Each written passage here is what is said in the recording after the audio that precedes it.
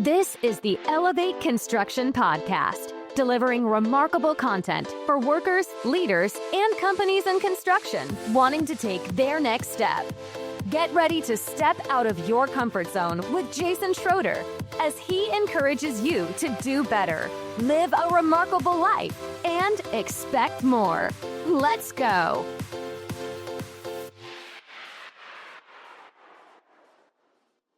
Welcome to the Elevate Construction Podcast, where we elevate concepts of excellence for the construction industry as a whole by providing insights, solutions, and training. My name is Jason Schroeder, and today's podcast is about how to win friends and influence people.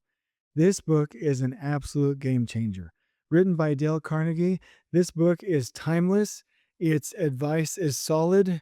I haven't found anything lacking in it yet. I know that it's widely known in our industry, but I'm super excited today to share it with you again in case I have the opportunity to refresh your memory or to introduce it to you brand new. Either way, I'm so excited.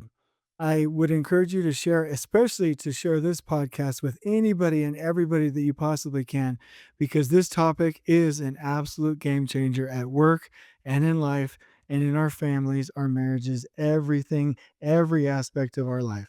So let me start out with a quote by Charles Schwab. The way to develop the best that is in a person is by appreciation and encouragement. And I really, really believe that.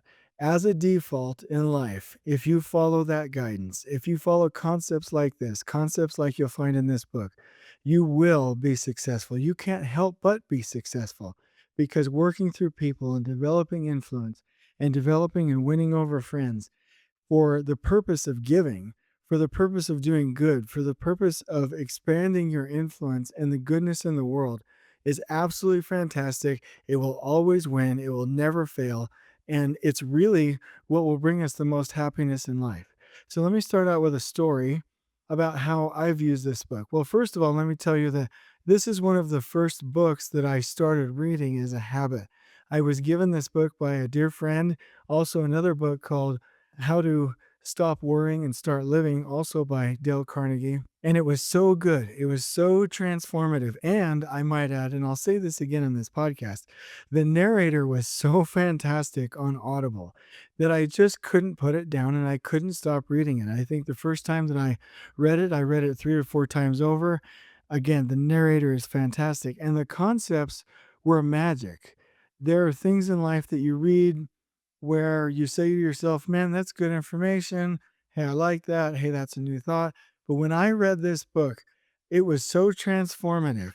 It was so simple, so clear, so basic, but so beautiful and so effective that I just wondered to myself, how in the world did I not end up with this book since birth? I really think that everyone should know this information. They should teach this in high schools. I'm wrong. They should teach this in elementary schools.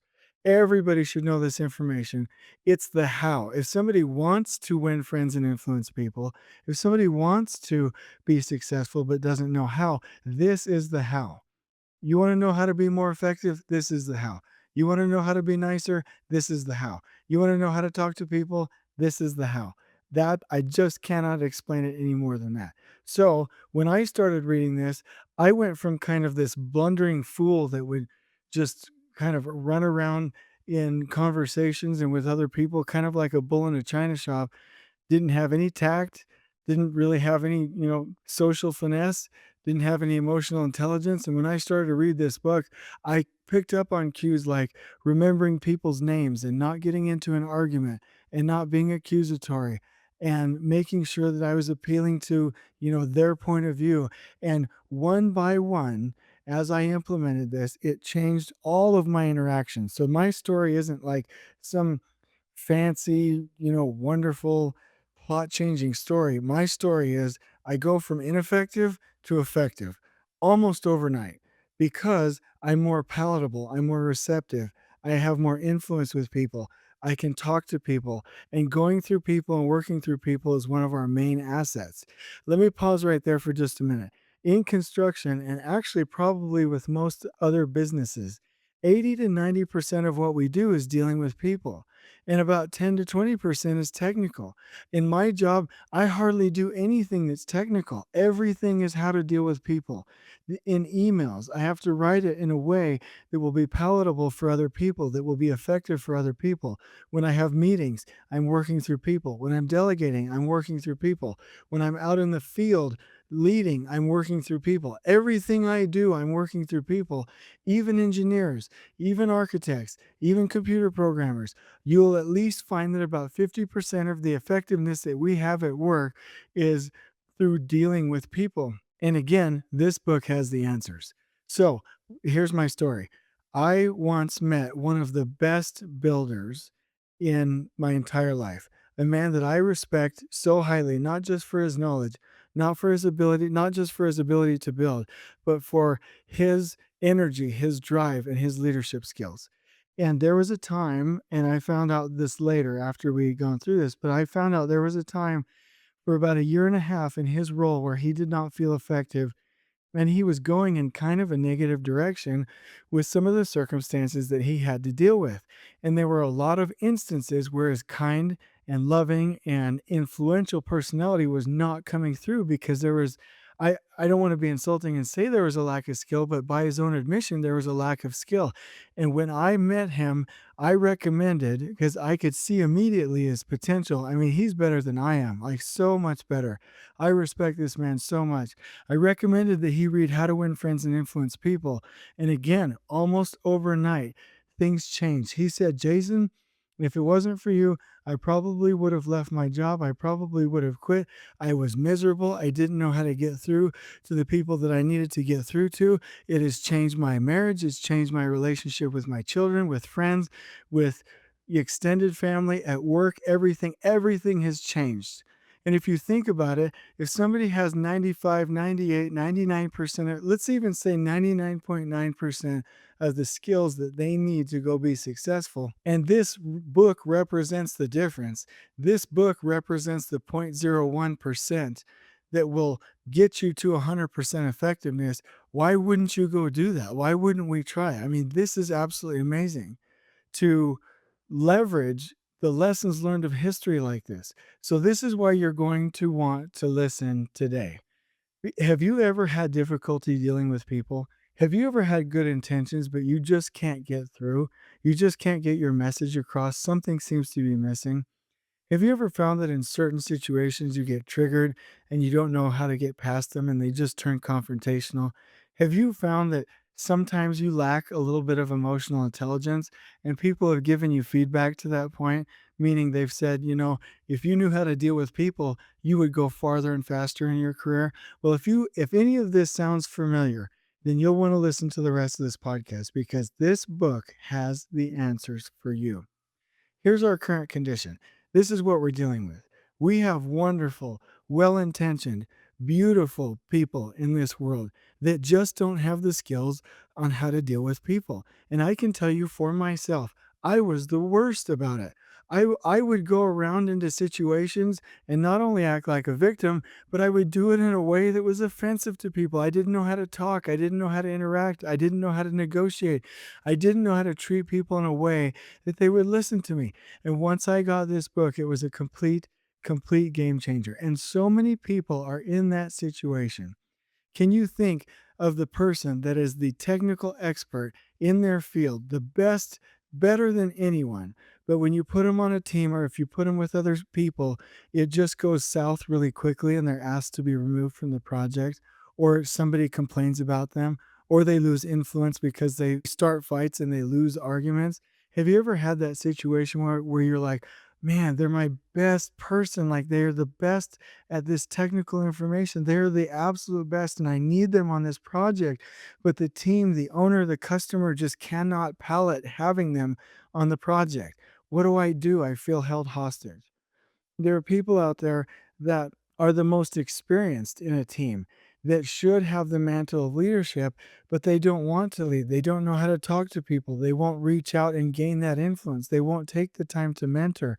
And quite frankly, they lack the skill to the point that they start fighting against things. They start fighting against improvements. They start fighting against the team, and they kind of wall themselves into this situation where they're not influencing others, trying to hoard the control, and they're holding back the group, the department, the company, the team, whatever the situation is. And you ask yourself, well, this person, if they just had the skills, the emotional intelligence to get these things done, this would be fantastic.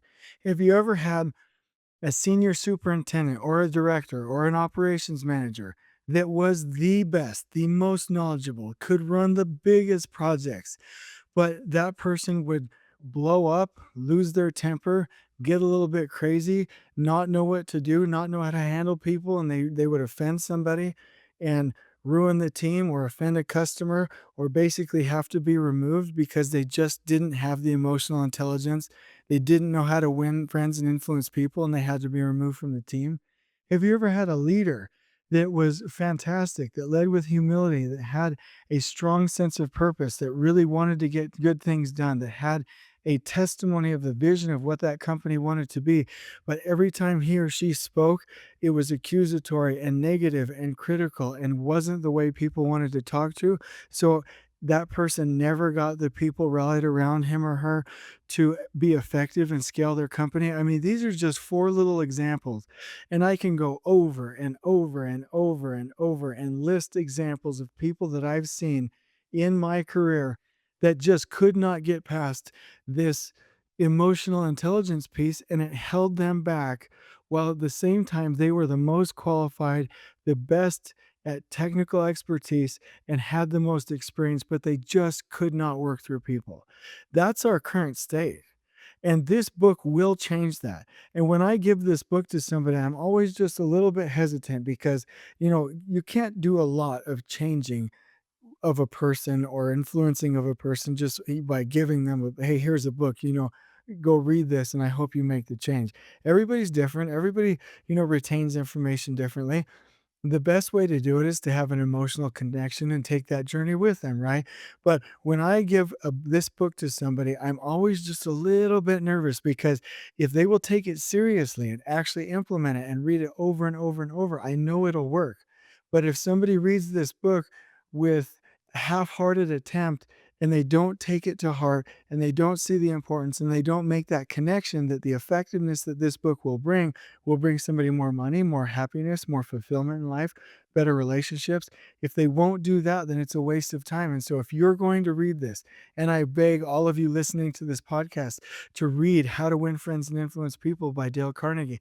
If you do that with all heart, might, mind, and strength, you will 100% this year, this month, this week, take a turn for more effectiveness and your career will skyrocket. So here are some principles. I have a list that I go through anytime that I'm having to enter a difficult situation. And actually, I do want to point something out here. I have a bullet list of all of the chapters in the book, and I use it as a tool. If I'm going to go, like, if I'm tipped over about somebody and I'm just super angry and I'm just being that natural human angry just raw person. I'm choosing to be a victim and let my emotions get the best of me. I will pull this out as a tool to go navigate that conversation so that there's a better outcome. I will use this as a tool to go navigate a difficult circumstance where I want a win-win situation during a negotiation. I will remind myself of these principles on a daily, weekly, monthly basis so that I can show up in the right mind frame. Now, here's the question that I've asked that maybe you're asking. So, do I use this as a tool to manipulate people? And the answer is no. I use this tool to better get through situations in life that will lead to a win win, meaning the situation is good for me. And most importantly, the situation is good for them. Most of the times, before I had this information, it was let's get into an argument, and it's lose lose. It's not even a lose win situation. So, the most respectful, giving, loving thing that I can think of is to prepare our minds for this, is to let this affect our minds, is to use this as a checklist. And so I'll mention a few of the concepts. I do not want to take the content here away from the Audible books or the online training from Dale Carnegie and the institute that he's created. And so I will just mention a couple of these because I would really like to point you to that information. So I'll begin right now. They have some overall sections in the book that deal with fundamental techniques in handling people, 6 ways to make people like you, how to win people over to your way of thinking, how to be a leader and change other people without giving offense. I'm going to give you 5 examples of things that I use all the time, just quick snippets, and hopefully I can talk with enough energy to addict you to the information. Now, one quick note here, because the audio is fantastic. Even if you like reading physical books, I really suggest you go on to Audible and you download, or not download, you pay for this book and you listen to the narrator. He is the best narrator I have ever heard in the hundreds and hundreds of books that I have read. Absolutely fantastic. So please go do that. But I want to addict you so that you will go download that book. Okay. So, first, talk in terms of the other person's interests. How many times have I, in my life, just as an example, gone and talked about what I want? I want to do this. This is what's going on with me. And I just keep talking over and over and over. The truth of the matter is that everybody is interested in themselves, and just like I'm interested in myself. So why not talk in terms of the other person's interests and be sincerely interested in what they have to say? If you will do that, you will be able to make a connection in that conversation, in that negotiation, in that interaction to where you will win friends and influence people. I have tried that over and over and over, and that's one of my favorites in the first part of the book. The other one is the only way to get the best of an argument is to avoid it. I love that one. That one hit me right in the face and showed me that I'll never win an argument. If I get into an argument with somebody, somebody might think they're winning, but at a minimum there's a loser. But if that person that thinks they're winning, thinks that, they're wrong. Like, you've lost. You've supposedly won an argument, but have you won them over to your way of thinking? Have you influenced them? Have you blessed their life? No. So really it's a lose-lose situation. The only way to win an argument is to avoid it. And that one was perfect. That is true in life in general, in most circumstances. And I'll get to that point here in a little bit. So that one was fantastic. And let me give you 3 more. Appeal to the nobler motives. I have used this over and over, especially on projects when I'm talking to people, to workers, and winning them over to a respectful way of behaving with me as a group as I'm trying to behave in the best way possible for me. Appeal to the nobler motives. If we get up into a morning huddle or in a trade partner meeting or in any situation or with the owner or in an interview, anywhere we deal with other people and we're like, you, and we say, this is how you will do it, this is how you will do it, this is how you will do it, we're going to lose people. And when I advocate morning huddles with workers, I sometimes have superintendents that will say, well, I tried that, but we're not connecting. I tried that, but they don't get it. I tried that, but they're still mad. The workers are not happy. And really what it comes down to is that we're not appealing to nobler motives and we're not explaining the context. If somebody says, hey, check out this difference. This is fantastic. I hope you get this. I need you to hear me on this one. If you say to a group of 400 workers, I need you to keep it clean, keep it clean, keep it clean. That goes to 2 of the things that I brought up. That's me, I want. That's not how I present that information. I say, on this project, we will have perfect cleanliness because the most respectful thing is, and I point to workers or I point to crews, I'm like, if you have been in that area and you clean up your mess, you will respect, and I point to a different group of people, you are respecting that crew, those people, their money when you do that. And this project is about respect for people. And that's why it's so important. And we have to understand that context. It's the right thing to do. Okay. That's how I explain it. Or if I say, hey, we need to keep the bathrooms clean. And I say, keep the bathrooms clean, keep the bathrooms clean. I want, me. That's never going to work. The way I explain it is, on this project, we keep these bathrooms perfectly clean, beautiful, no graffiti. We make sure that we clean up our messes, keep things stocked, 100%, wash our hands. Why do we do that? Because, and this is exactly the speech that I give them. So I'll just give you a little bit of my personality when I'm on the side. I'm like, hey, if we disrespect the restroom, and we write graffiti, and we trash the toilet, and we trash the toilet lid, and we leave it clogged, and we don't wash our hands, and we just trash this area, and we don't treat it with respect, you're not disrespecting me. If you're mad at the project superintendent, or if you're mad at somebody, with the general contractor, or you're mad at somebody else, you're not disrespecting me. You're disrespecting another worker, that's a party foul, guys. We don't do that. If you want to disrespect me, my truck's over in the parking lot. Go slash my tires or something, but don't trash the bathrooms, because all you're doing is disrespecting another worker, and workers are our heroes. That's why we do this. I want these bathrooms perfect. And I swear to you, I'm not kidding you. I have run a job with a team of people, as a group, as a team. We all ran that job for 24 months with only one instance of a little piece of graffiti over that entire 24 months, with a peak of 380 workers at the peak of that project, by explaining that context and appealing to the nobler motives. You can explain that with deliveries. You can explain that with safety. You can explain that with all of these things. If I'm like, you guys got to wear your PPE, duh, like, come on, like, we can do better. Come on, guys, come on, come on. It's me, me, me, me, me, I want. But if we're like, hey, everyone, you look at your crews, you look at your coworkers, imagine their wife, imagine their kids, imagine their mothers, imagine their husbands.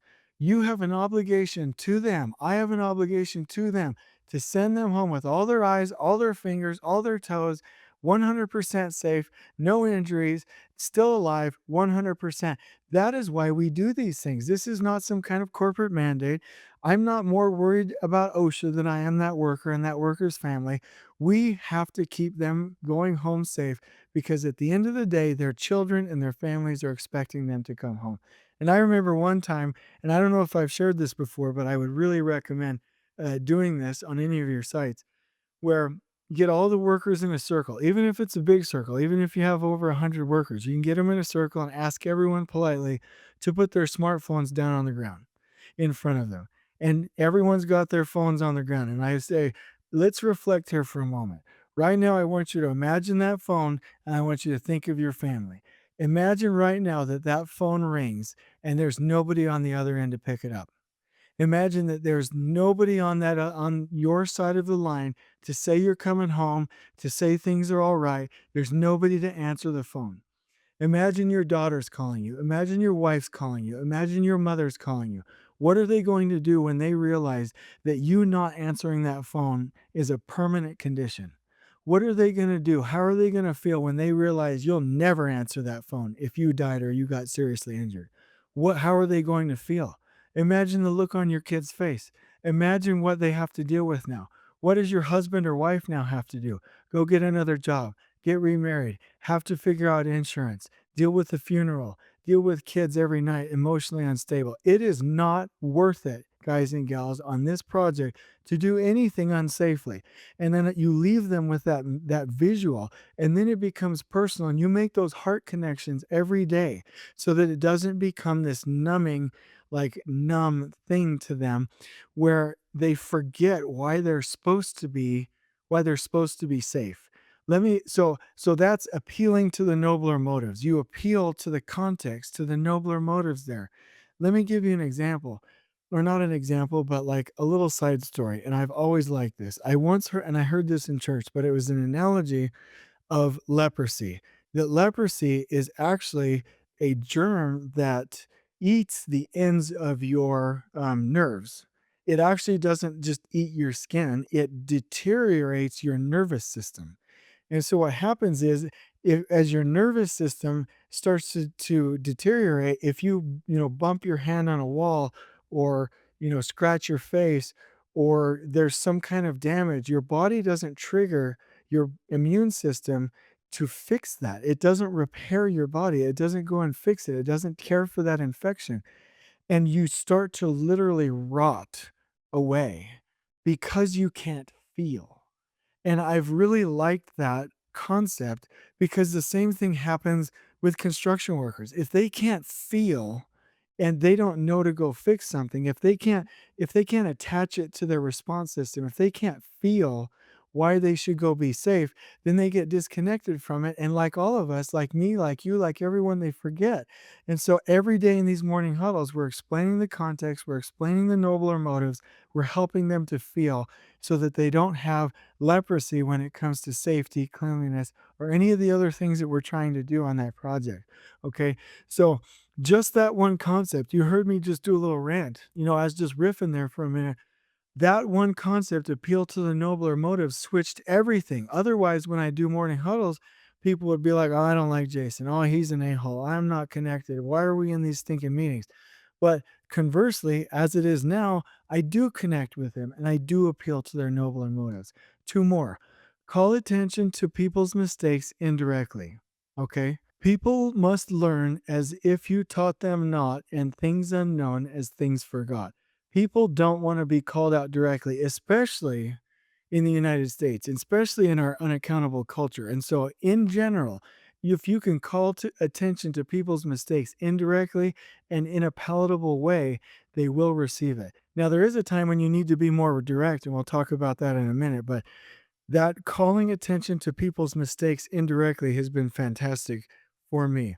If I'm calling out somebody's mistakes, I will word it in a way where I say something like, "Well, it seems to me," or "This process really has failed us and we need to fix it by," or, "You're doing such a fantastic job. To take it to the next level, I want to challenge you to." And if you word it in a wonderful way, just like Benjamin Franklin used to do when he was an ambassador and before that, if you do that, you can call attention to people's mistakes and get them to fix them. Okay, last one for me. Let the other person save face. Now, this is a pretty widespread concept. As you're interacting in the world with other people, it will serve you the best if you let the other person save face. I remember one of my favorite quotes goes like this: "It's better to give your path to a dog when contesting for the right. Even killing the dog would not cure the bite." If you go and attack somebody and basically embarrass them or shame them, you will pay the uttermost farthing. You will regret that decision. So you have to let other people save face. So these are just some of the concepts that I've really enjoyed in this book. And there are so many more. Let me just list a couple of the topics. Don't criticize, condemn, or complain. Give honest and sincere appreciation. Arouse in the other person an eager want. Show respect for the other person's opinions. If you are wrong, admit it quickly. Get the other person saying yes immediately. Let the other person do a great deal of the talking. I mean, just on and on and on and on. Now, this book is filled with story after story after story after story. Fantastic stories that Dale Carnegie collected over decades that he would discuss in his seminars, in his talks, that people would bring to him, actual real life experiences. And if you like a book about stories, How to Win Friends and Influence People is your book. So, again, I do want to remind you that I will go through this checklist that I have written down when I want a relationship to go well. If I'm like fuming pissed off at somebody, I will go through this checklist so that I can curb my behavior and go do it in a good way. I will check myself and go back to these concepts, and I really try. And actually, no, I don't try. I do. I incorporate this in how I talk, how I think, how I feel, how I act, how I stand, how I poise myself, the whole thing, and it works out fantastically. So here's the solution that's worked for me. First of all, read the book. Absolutely fantastic. It's like $53 if I'm not mistaken. It is well worth it. If it was $530, it would be worth it. If it was $5,300, it would be worth it. Please download this book. Make it a part of how you talk. I read this book every year, start to finish, every year, start to finish. So I've got my scriptures and I've got How to Win Friends and Influence People. I can't make it without those two books. I can't make it without those two things guiding my ethics, my emotional intelligence, my morality, how I'm going to interact and bless other people, okay? And I really try to prepare when heading into difficult situations because I care about people. And now I have a method to do so, and I do want to bring us back to that. So let this become a part of who you are. That's the solution. Let it change you. Let it guide you on how to act. Let it become you. Now, there's a general rule, And then there's the team building time that I want to talk about. So, as a general rule, with your wife, with your kids, you know, generally at work, at church, with friends, anybody else, you're going to want to use the how to win friends and influence people method of interacting. Now, when you're in team building mode, you're going to have to get out of this just a little bit, maybe be a little bit harsher and get into drill instructor mode just a little bit. So let me tell you what I'm talking about here, because I really do believe in these two concepts and I don't think they take away from each other. So on one hand, you have how to win friends and influence people. And on the other hand, you have this concept of, radical candor. Well, wonderful podcast series, wonderful book. Healthy conflict from Patrick Lencioni. You know what I mean? Crucial Conversations, another fantastic book. You have these scenarios, these teachings that say, nope, you got to get out, you got to enter the danger, and you got to have hard conversations. Okay. The How to Win Friends and Influence book situation doesn't take, or theory rather, doesn't take away from those other concepts. And those other concepts don't take away from How to Win Friends and Influence People. How to Win Friends and Influence People is your general application in life. And then healthy conflict, and when you're in team building mode, is when you have to build that team. Okay. There are committees, there are potential teams, there are high performing teams. High performing teams are going to take some, hey, I'm calling you out right now, and you need to be better at this. It's going to take some directness. It's going to take a little bit more harshness to get through some things. I remember when I was going through a course at Rapport Leadership International, I get there at the beginning, and I won't even tell you how it is, because if you ever go, I don't want to ruin it, but I went to perform, and the person, my instructor said, she said, "Mr. Schroeder, you have chosen to fail. Please sit down." And I was like, whoa now, whoa, whoa, whoa, whoa. Like, that's not how to win friends and influence people, but that's not what I needed. I needed her to build me. I needed her to build the team. She needed to build that team. And so she was in a different mode. So check this out. If you're a SEAL team, you need a coach and they're going to be forceful. If you're an Olympic champion, you think they're going to pat you on the back and baby you all the time and be all gentle? No, they're going to coach you and they're going to be direct. If you're a professional, like, sports team, they're going to coach you and they're going to be direct. And if you are on a leadership team or any kind of team that has to be high performing, you are going to get coached and it has to be direct. And so we have to know that when we're in that team building mode with your trusted leadership team, you got to jam out, you got to be direct, you have to enter the danger, healthy conflict, radical candor, crucial conversations. Let's go. But for anybody who's not on your leadership team, who can't take that kind of involvement, who would whine and wimp out if you did that with them, how to win friends and influence people is the most loving and respectful thing that you can do for them. And that's how I've reconciled it. I might not be 100% right, but I sure think I am, because I've applied that methodology time after time after time. And I'll sometimes ask teams, hey, we don't have to be a high performing team. Some situations require a committee. Some situations just require a group. Some situations just require a potential team. But if you want to be a high performing team, we're going to get real and we're going to get everything out on the table and we're going to enter the danger and have some healthy conflict here. And that's the bottom line. So when I'm in team building mode, I go in that direction. But when I'm dealing with people, I'm using how to win friends and influence people. And I get told that I'm so good with people and can handle any situation. And none of it comes from me. It comes from this book. So here's a challenge. Please read this book sincerely. Please think outside yourself and be the person you want to be. Learn to give. Be a giver. Have influence in life and try and share your influence for the betterment of other people. Win friends and change the world. And if you want to do that, here are some tips and tricks. Read this book every year. Do it on Audible. The author is fantastic and the stories are over the top. Please live it. Make a checklist. Share it and become a better person. This book has literally changed my life. It has literally changed my life. And I can't say it any better than that. If you will read this book, you will double your effectiveness with people. And that is a promise. And if that's not your reality, you can call me out. But I know I'm never going to get anybody on this podcast. I'm never going to get any LinkedIn messages. I'm never going to get any emails from a person that sincerely read this book that said it didn't make them twice as effective with people and in their interactions. I promise. So I hope this has been helpful. Please message me on LinkedIn if you have any questions, or if you want a different podcast topic, or if you want to give me feedback, or if you want to do an interview. I really want to hear from you.